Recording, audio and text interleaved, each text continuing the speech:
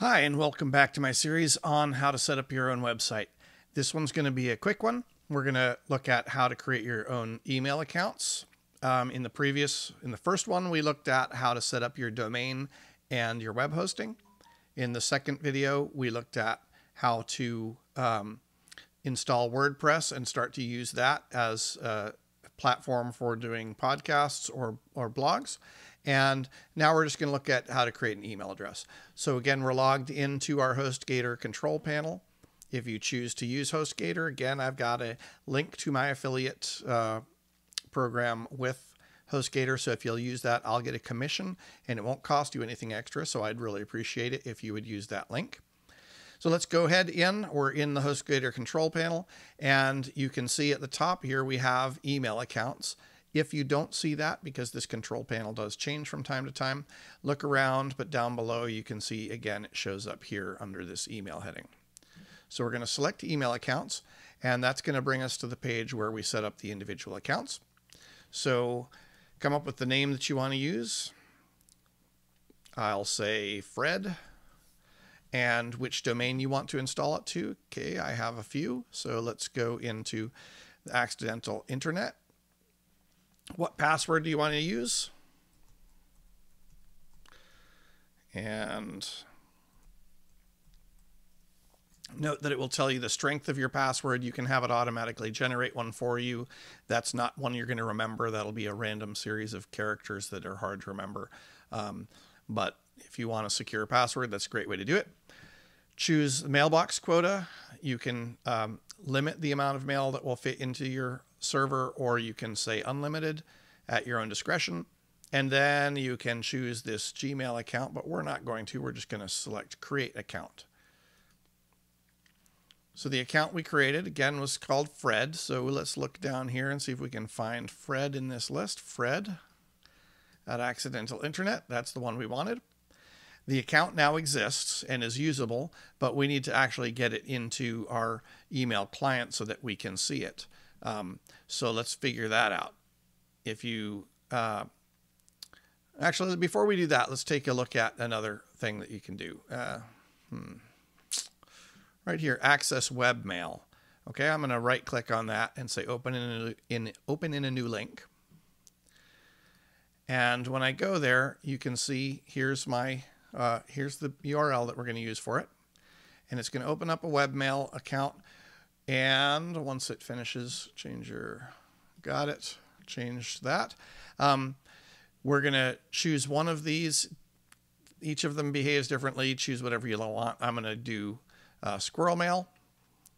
I can fill out information about myself. So I'm Fred. Fred, reply to Fred at accidentalinternet.com. Signature, bye. And time zone, we'll go with Chicago. We're just going to submit this stuff and we're done. And then when we go to the inbox, we can see that we don't have any email, but we can compose a new email and stuff. So this is how you can access that email address from within the context of your of the web server, if you want to access your email that way.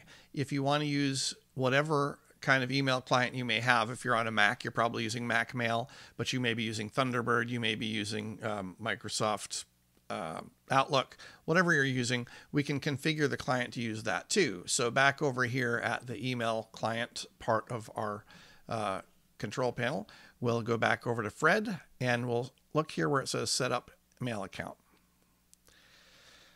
When we choose that option, it gives us a few different kind of download things that we can use. And I have never seen this work on the Mac. It may work on some of these other items.